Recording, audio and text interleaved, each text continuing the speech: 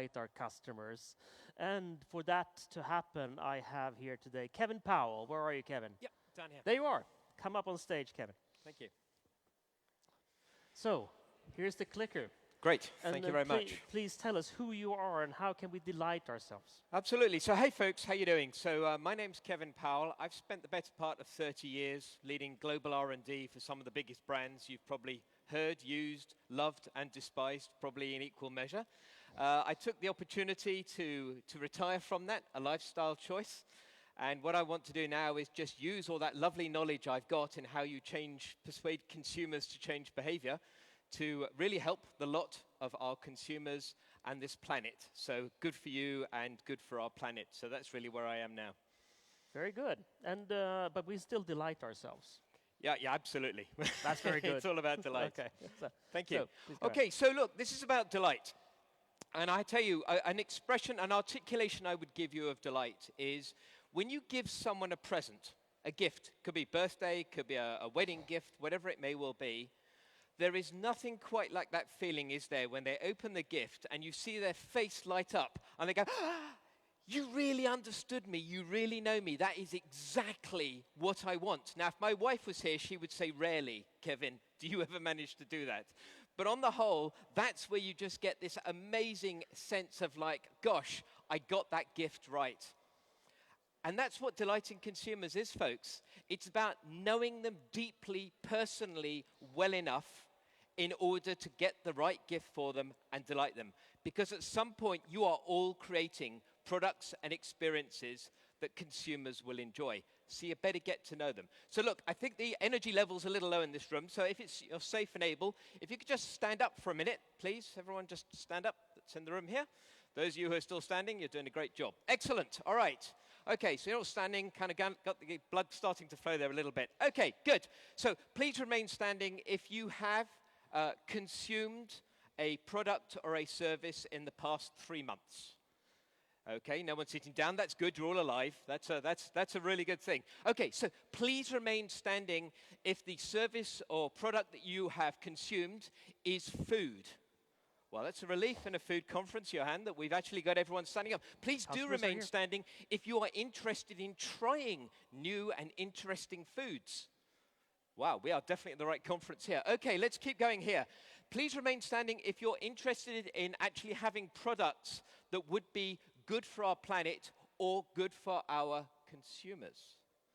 No one has sat down yet. All right, we're on to the final question. Please remain standing if you like trying something new, something really kind of challenging and interesting in the food world.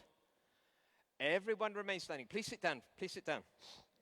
The good news is I had already thought through this, and I've got a product for you. Whoop, and it wasn't that. Okay, where's the slides? Hello? Hello, tech team. Have you got my slides back there? We've got someone else's slides. That's fine. Okay, the test kitchen is open, by the way. The test kitchen is open, which is good news. You can go there and delight yourself. So there were some slides behind these. But there are some slides we need to have. Yeah, I've got slides. Don't worry. We'll go without slides. We can improvise. Okay. The good news is I had presaged a product for you, and that was there is a new flavor of Marmite, yeast extract. Who loves yeast extract and Marmite? We've got 1, 2, 3, 4 people. Well, that's great. So my consumer research was clearly way off in that we had about 40 people were still standing after my consumer research, and we had 4 at the end of the day that were going to have the product that I thought you were going to want. And now, okay, it's a little bit of a silly and an artificial exercise, but I'm afraid, folks, that's often about as good as our consumer research goes.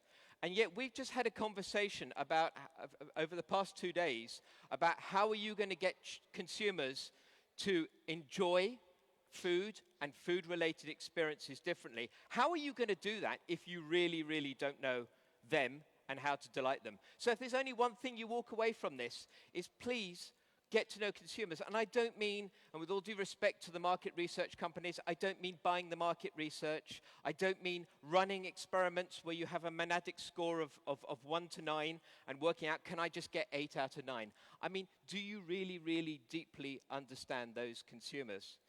And for me, that's really been the core of my career. So I've led products like like Gillette.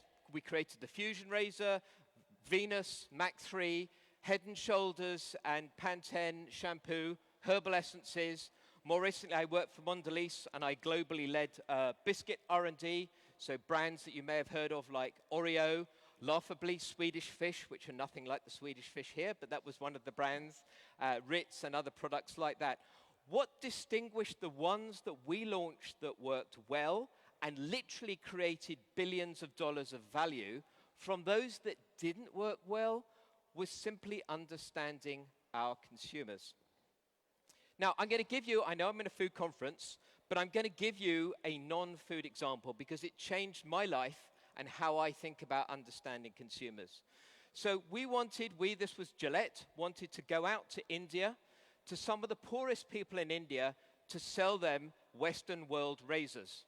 And a Western world razor, and Johan and I perhaps wouldn't look like we know this, but they've got lots of blades in them because you want to shave that hair within an inch of its life. You want to get it down to the bone level. That's basically, this thing is going to be about as close as you could possibly get. The capital had been paid off a long time ago, so this was a great chance to sell razors to really lowly, economically advantaged Indian men in rural parts of India. Except we didn't. We decided, you know what? If we're going to give men a gift that they will really enjoy, we better go and understand them. So we sent a team out for a month, folks. So we sent 12 people for a month out into the further reaches of Chennai, out into the countryside. And we went to live with the consumers, and we went to understand really, really what's going on in their lives. And what was going on in their lives was really important. You see, much like us, you know, if you're an Indian man, you want to attract and retain a mate. If you're an Indian man, you want to feed your family, which means you need to get and you need to keep a job. And to do that, you need to look well-groomed. Well, unfortunately, well-grooming in India means sitting on a pile of rubble for many people with a barber who has little more than a very dirty pot of water. They take a double-edged razor blade, they snap it between thumb and forefinger. There's no razor. They guard it, and they actually shave the poor person between thumb and forefinger. As you can imagine, it's really easy for any cuts to happen. And when you're sitting on a pile of rubble in the outskirts of Chennai, guess what? You're going to get, often you're going to get some sort of bloodborne pathogen, and ultimately it can lead to death. This sounds really silly, but the simple act of grooming so that you can live the life you want can lead to death. Oh, and by the way, what they do pay cheap. 5 shaves, 5 rupees. Do you really think the solution to that is giving them a double-edged razor that's going to shave them within an inch of their lives? Categorically not. Categorically not. So the team basically stepped back and said, okay, we need to totally rethink how razors are designed. We need to create a razor for these folks where you simply could never, ever cut yourself. Ever. Oh, and by the way, it's got to be so cheap that you could do 5 shaves for 5 rupees. So they had to totally rethink how razors were created. They had to rethink how to market those razors, and they launched the Gillette Garden. It's gone on to be a great success. I don't think it's ever made a lot of money for Gillette, and frankly, I don't care. Because what it does is it reaches the consumers in most need and gives them something that actually is going to improve their lives without harming them. That changed me. That changed my outlook on consumer research. So let's fast forward to more recently. And by the way, I should say, when I give you these examples, as I say, I'm retired, so I no longer represent these companies. So please, I'm not making any sort of insights as to things they may have done or things that are in the pipeline, but I do want to share some examples. So Oreo, we won't do standing up, but I'm going to guess quite a few of you, based on discussions I've had over the past few days, have had Oreo or know what Oreo is. It's the dark-looking cookie with the cream in the middle, and you twist and you lick it and you dunk it. That's basically, much love. It's a very playful brand. Parents, children, grandparents love playing with this thing. Many countries in the world, not this one sadly, but many countries in the world, it's the #1 biscuit or cookie, depending on where you come from. But you know what? Mondelez took its eye off the ball. Mondelez was interested in something called profit. I think we all are. But sometimes when you're looking at profit and improving profit margins, you actually end up watering the whiskey. So you allow the quality just to go off a little. Maybe there's just not enough cream. Maybe the biscuit breaks a little too easily. Maybe you've not got enough cocoa in there to give you that lovely, rich dark color and taste. And that means not every time are you enjoying that product. Now, this, you may be thinking at this point, well, that doesn't sound like innovation. That just, what are you supposed to be doing there? Well, here's the deal, folks. If you really are going to delight consumers, the sexiest, and I mean this, the sexiest form of innovation that you can do is quality. And you're going, oh, God, now I need to leave. He's going to talk about health and safety in a minute. No, absolutely not. Quality is the most important thing because that is your core business. That is what is going to pay your business, your salary, your employees' salaries. It's going to be the reason they want to try new stuff is because today, every sip, every bite, every lick, every dunk, they are getting a phenomenal experience. But if you're going to know what quality is, you better do some really good science. Science starts with understanding who is the consumer, what are the things that really delight the consumer. Once you know those delighters, we'll call them critical to quality, you need to break those down into technical measures. You need to be able to measure them under a microscope, in a laboratory, and whatever. Then you need to put those measures on or right next to your production line, and you need to measure. So literally there are today lasers and near-infrared systems that are staring at every single Oreo as it's baked, as it's sandwiched. And actually then, that information goes back upstream to computers that work out if something is starting to deviate from centerline within 6 sigma, then they will make a change to make sure everyone enjoys that product. The company lost in the US about 10 share points. That's a lot on a big brand, a multi-billion-dollar brand, when quality went off. Once they made those changes, not only did they gain those 10 points, they got another 5 that came back on the top of that. You got to get the quality right. You've got to get the quality right. The other quick example I give, and then let's have some questions, is, obviously, I'm talking to people, I've heard a lot about technology, and don't get me wrong, technology is important, but technology starts in a consumer need, okay? You don't just do technology for technology's sake. Somewhere at the end of the day, at the end of the stream, there is a consumer who needs something. That need may be something that's simply value, i.e. take all the elements that I don't need in my product and get them out, because you can then take unnecessary cost out. Or it could be there are new things that I need. And you don't have to go that far sometimes. So, one of my daughters, she's not celiac, but she finds she has some bloating and gas issues. She'll love me telling you all of this as I stand on the stage. But anyway, she has these bloating and gas issues when she takes gluten, which is probably about 10% of the population. No science behind that. It's just roughly what the numbers would say. Whereas celiac, I think, is somewhat less than about 1%.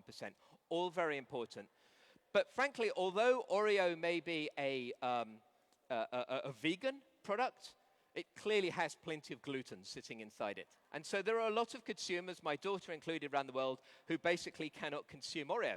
So the point then was, oh, well, this should be pretty easy. Surely we just make gluten-free Oreo. So I said to the team, please, can we make some gluten-free Oreos?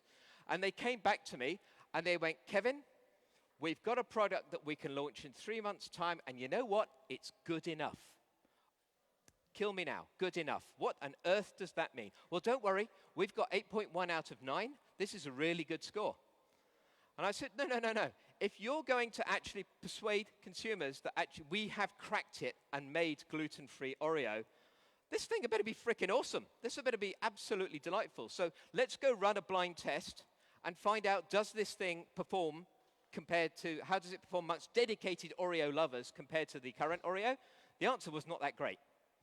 Not that great at all. So then they did lots of fast cycle iterative learning. So science folks, lots of learning with consumers, and they understood what did it take to create a gluten-free Oreo, which was freaking awesome. Now the interesting thing in doing that is they created a whole boatload of IP, which is phenomenal because it stops all the copycats then coming in after you. And then they launched about 2 years ago, I suppose, in the US, they launched the gluten-free Oreo. It's going to do about $100 million of incremental net revenue, okay? That's not trivial, but again, what it means is you can never be satisfied with consumer in anything other than delightful. So that's my message. It's a very simple message, but it's worked, believe me, 30 years of creating literally tens of billions of dollars of value across some very big brands. If you really deeply, deeply know your consumer in a way that you could delight them when you give them that gift that is your product, your food, your service, if you really are obsessed and technically excellent on quality, every single day. If you want to learn scientifically, fast cycle, and iterate, if you really want to create things holistically, then you will delight your consumers and they will open that present and be really delighted.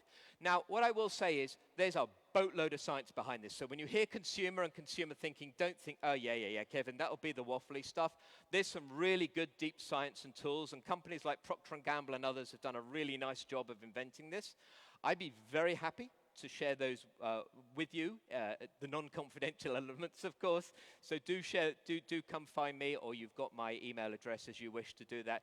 But my only ask is, look, we're talking about food. We just talked about, we had, one of the chief science officers at the WWF on stage, amongst others. We're talking about a total addressable market of 7.8 billion consumers. That's your consumers. You are going to have to, at some point, persuade them to make some changes in behavior. The most difficult thing you can do in our business is change behavior. Forget all the other good science. Changing human behavior is the most difficult thing you could do. Better have some really good understanding of those consumers and some great tools. And I would be happy in my retirement to help you as you see fit. Thank you so much. Thank you. A big round of applause for you, Kevin, because you really deserve it. One reflection I have as a former anthropology student, this seems to me to be way more about anthropology than actually market research. It is. You're spot on. It is anthropology. It's anthropology, it's psychology, and the likes. And, there are some very, very cool tools that you can take out from that kind of research. But, the thing is, I talked about, is that you've got to change human behavior. That's your job. That's what you're trying to get people to do. And there are only, and I challenge anyone to find me the fifth one, but there are only 4 drivers as you go and do this research of human behavior. So one of those drivers is global. It's psychographics. How do the pleasure centers in your brain flow? Introversion, extroversion. The other 3 are remarkably local. They are context, they are culture, and they are socioeconomics. There's some brilliant science that goes behind this, and if you can really, really understand those, you can activate those tools to really change your consumers' behaviors. Famous last words. Thank you so much for joining us, Kevin. Thank you, folks. A big round of applause again for Kevin. And now we do a short break. Back in 10 minutes.